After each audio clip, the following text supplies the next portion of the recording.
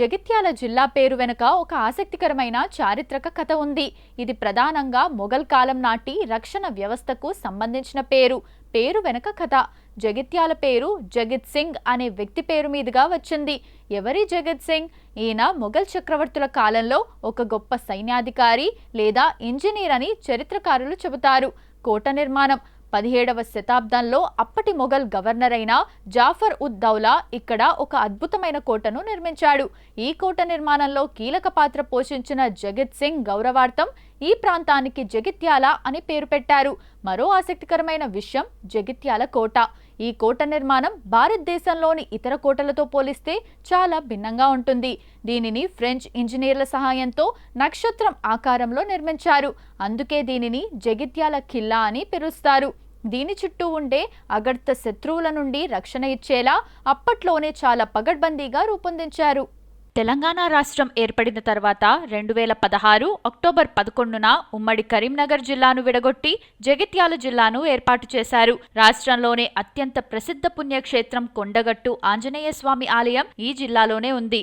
గోదావరి నది తీరాన ఉన్న దక్షిణ కాశీగా పిలువబడే ధర్మపురి క్షేత్రం ఈ జిల్లాకు ఆధ్యాత్మిక శోభను ఇస్తుంది. కోటిలింగాల వద్ద శాతవాహన కాలం నాటి నాణాలు, ఆనవాళ్లు దొరకటం ఈ ప్రాంతం ఎంత పురాతనమైనదో తెలియజేస్తుంది. జగిత్యాల అంటే శత్రువులు చొరబడలేని ఖిల్లా వైభవం మరియు కొండగట్టు అంజన్న రక్షణ ఉన్న గడ్డ.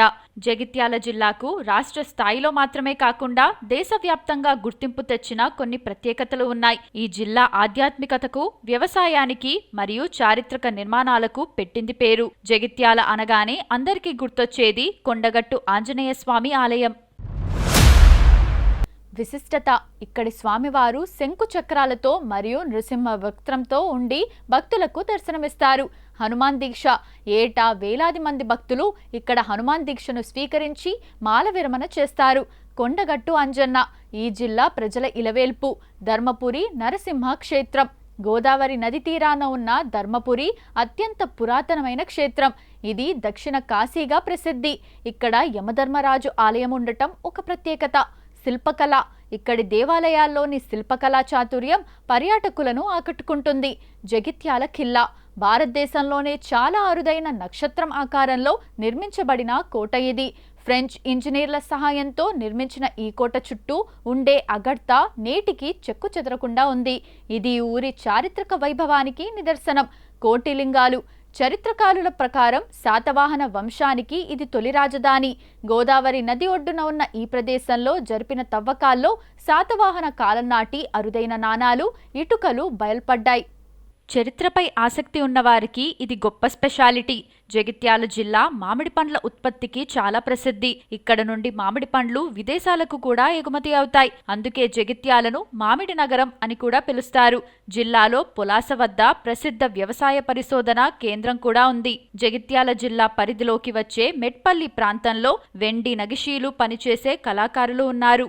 ఈ కళకు ప్రపంచవ్యాప్త గుర్తింపు ఉంది. జగిత్యాల జిల్లాలో ఆధ్యాత్మికతతో పాటు చారిత్రక ప్రాధాన్యత ఉన్న ప్రదేశాలు కూడా ఉన్నాయి. కొండగట్టు ఆంజనేయ స్వామి ఆలయం అత్యంత ప్రసిద్ధ పుణ్యక్షేత్రం. కొండల మధ్యలో ఉన్న ఈ ఆలయం చాలా ప్రశాంతంగా ఉంటుంది. ఇక్కడి స్వామివారిని దర్శించుకుంటే కష్టాలు తీరుతాయని భక్తుల నమ్మకం. ఇక్కడి బెజ్జం గుట్ట మరియు చుట్టుపక్కల ప్రకృతి అందాలు చూడముచ్చటగా ఉంటాయి. ధర్మపురి క్షేత్రం గోదావరి నదీ తీరాన ఉన్న ఈ పట్టణాన్ని దక్షిణ కాశీ అని పిలుస్తారు. నారసింహస్వామి ఆలయం: ఇక్కడ యోగ నారసింహ మరియు ఉగ్ర నారసింహ రూపాల్లో స్వామివారు కొలువై ఉన్నారు. యమధర్మరాజు ఆలయం: సాధారణంగా యముడికి గుడులు ఉండవు, కానీ ఇక్కడ యముడి ఆలయం ఉండటం ఒక ప్రత్యేకత. కాశీ తర్వాత యముడికి గుడి ఉన్న ప్రాంతం ఇదే. జగిత్యాల ఖిల్లా: పట్టణం మధ్యలో ఉన్న ఈ కోటను చారిత్రక కట్టడాలను ఇష్టపడేవారు అస్సలు మిస్ అవ్వకూడదు. ప్రత్యేకత ఏంటంటే ఆకాశం నుండి చూస్తే ఈ కోట నక్షత్రం ఆకారంలో కనిపిస్తుంది. దీని చుట్టూ ఉన్న లోతైన అగర్త మరియు పెద్ద పెద్ద బురుజులు నాటి సైనిక శక్తికి నిదర్శనలు. కోటిలింగాలు: గోదావరి మరియు పెద్దవాగు సంగమ ప్రాంతంలో ఉన్న ఈ ప్రదేశం చరిత్రకారులకు ఒక స్వర్గం.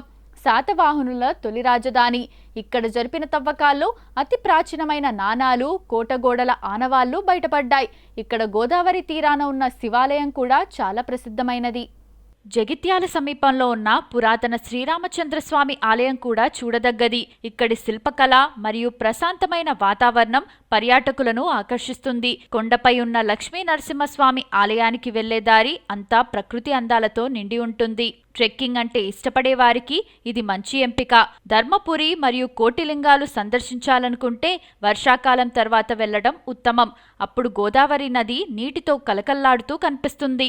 జగిత్యాల జిల్లా ఆహారపు రుచులు చాలా వైవిధ్యంగా ఉంటాయి. ఇక్కడ తెలంగాణ ఘాటైన మసాలాలతో పాటు గోదావరి నదీ తీర ప్రాంతపు రుచులు మరియు ప్రపంచ ప్రసిద్ధ మామిడి పండ్ల మాధుర్యం కనిపిస్తాయి. జగిత్యాల అంటేనే మామిడి పండ్లకు కేర్ ఆఫ్ అడ్రస్. ముఖ్యంగా ఇక్కడి బేనీషా మామిడి పండ్లు చాలా తీయగా రుచిగా ఉంటాయి. సీజన్లో ఇక్కడ దొరికే మామిడి తాండ్ర మరియు మామిడికాయ తొక్కు కూడా చాలా ఫేమస్. ధర్మపురి గోదావరి చేపలు.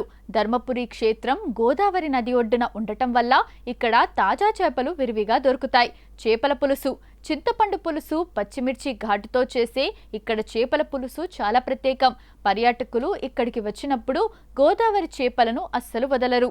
సర్వపిండి, తెలంగాణ ట్రెడిషనల్ స్నాక్ అయిన సర్వపిండి జగిత్యాల పల్లెల్లో చాలా ఫేమస్. బియ్యపు పిండి, శనగపప్పు, పల్లీలు, నువ్వులు మరియు కరివేపాకు వేసి పెనంపై కాల్చే ఈ కరకరలాడే వంటకం ఇక్కడ వారి ఫేవరెట్ సాయంత్రం స్నాక్. నాటుకోడి కూర, గారెలు. జగిత్యాల జిల్లాలోని గ్రామాల్లో పండుగలు లేదా శుభకార్యాలు జరిగితే నాటుకోడి పులుసు, గారెలు తప్పనిసరిగా ఉండాల్సిందే. ఇక్కడ బజ్జీల లోపల ప్రత్యేకమైన మసాలా నింపి వాటిని అల్లం చట్నీ లేదా ఉల్లిపాయల ముక్కలతో వడ్డిస్తారు. సాయంత్రం పూట ఇక్కడి సెంటర్లు ఈ బజ్జీల కోసం కిక్కిరిసిపోతాయి. కొండగట్టు అంజన్న ఆలయంలో ఇచ్చే పులిహోర మరియు లడ్డూ ప్రసాదానికి ప్రత్యేకమైన రుచి ఉంటుంది. ఈ ప్రసాదం కోసం భక్తులు ఎంతో ఇష్టంగా ఎదురుచూస్తారు. గ్రామీణ ప్రాంతాల్లో తాజా తాటికల్లు లేదా ఈతకల్లుతో పాటు ఘాటైన కోడివేపుడు తినడం ఇక్కడి స్థానిక సాంప్రదాయంలో ఒక భాగం. జగిత్యాల జిల్లాలో అనేక పండుగలు జరుపుకున్నప్పటికీ జిల్లాలో అన్నిటికంటే పెద్ద పండుగ కొండగట్టులో జరిగే హనుమాన్ జయంతి. ఇక్కడ ఏటా 2 సార్లు హనుమాన్ జయంతి వేడుకలు జరుగుతాయి. ఈ సమయంలో తెలంగాణ నలుమూలల నుండి లక్షలాది మంది ఆంజనేయస్వామి దీక్ష ధరించిన భక్తులు కాలినడకన కొండగట్టుకు చేరుకుంటారు. కొండ మొత్తం కాషాయమయంగా మారిపోతుంది. మహాశివరాత్రి. గోదావరి నదీ తీరాన ఉన్న ధర్మపురి మరియు కోటిలింగాల క్షేత్రాల్లో శివరాత్రి వేడుకలు అత్యంత వైభవంగా జరుగుతాయి. పుణ్యస్నానాలు.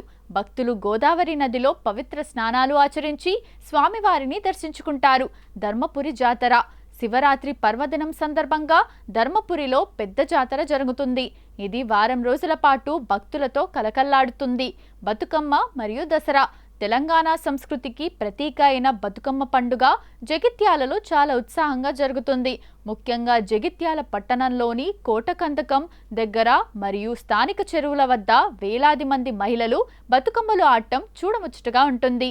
దసరా రోజున జిల్లా కేంద్రంలో నిర్వహించే రావణ దహనం మరియు జమ్మి పూజ వేడుకలు జిల్లాలో చాలా ఫేమస్. శాతవాహన ఉత్సవాలు.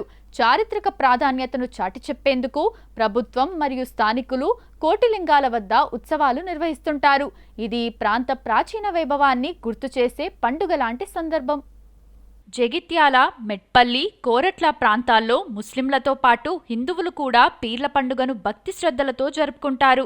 గ్రామీణ ప్రాంతాల్లో పీర్ల సావిడిల వద్ద రాత్రిపూట పాడే జానపద పాటలు ఇక్కడ ప్రత్యేక సంస్కృతిని ప్రతిబింబిస్తాయి. ఇక్కడి శ్రీ స్వయంభూ శంభులింగేశ్వర స్వామి జాతర కూడా స్థానికంగా చాలా ప్రసిద్ధి. జగిత్యాల జిల్లా సాహిత్యం, రాజకీయాలు మరియు ఆధ్యాత్మిక రంగాల్లో ఎంతో మంది ప్రముఖులను అందించింది. ప్రముఖ కవి, జ్ఞానపీఠ్ పురస్కార గ్రహీత డాక్టర్ సి నారాయణ రెడ్డి పుట్టింది పక్కనే ఉన్న కరీంనగర్ జిల్లాలో అయినప్పటికీ ఆయన విద్యాభ్యాసం మరియు ప్రారంభ జీవితం జగిత్యాలతో విడదీయలేని సంబంధం కలిగి ఉంది. ఆయన జగిత్యాల హైస్కూల్లోనే చదువుకున్నారు. ముకుంద రామారావు జగిత్యాలకు చెందినవారు. ఆధునిక తెలుగు సాహిత్యంలో ముఖ్యంగా వచన కవితా రంగంలో ఈయనకు ప్రత్యేక గుర్తింపు ఉంది.